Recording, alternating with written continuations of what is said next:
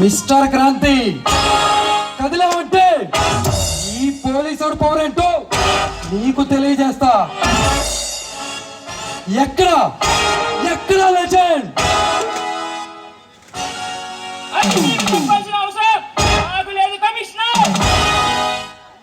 అయితే నేనెవరు నీకు ముందే తెలుసన్నమాట.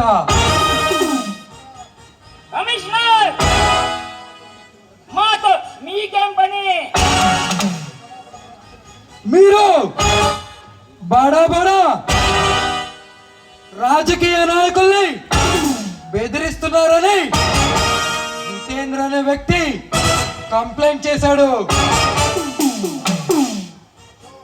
అశోక్, అనవసరంగా మమ్మల్ని చేయాలనుకుంటూ నీ కళ ఎక్కడ తీరుదని నేను చెప్పగలను. క్రాంతి, మేము తెలుసుకుంటే ఈ చరిత్రని ఒక్క క్షణంలో ముగించగలను. మీకు చేతనైన అదే కదా.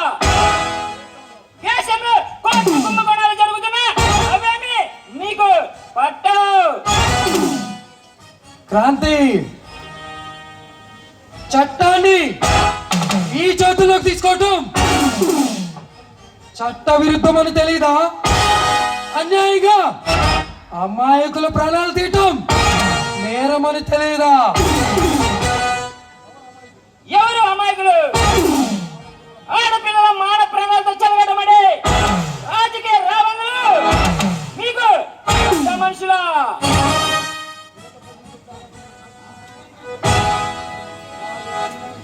న్యాయం అన్యాయం గురించి నీతో చెప్పించుకోవాల్సిన స్టేజ్ లో నేను లేను. క్రాంతి,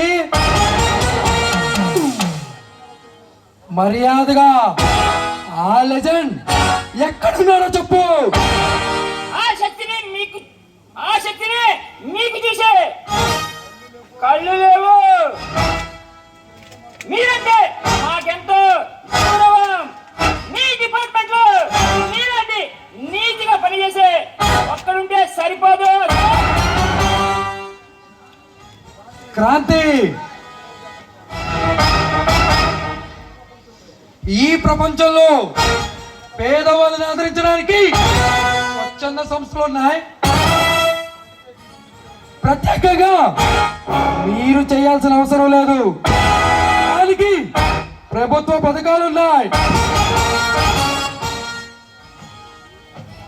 మర్యాదగా లెజెండ్ ఆచూకీ ఎక్కడో చెప్పు. నేను వెళ్ళి అరెస్ట్ చేసి తీసుకొని వస్తా.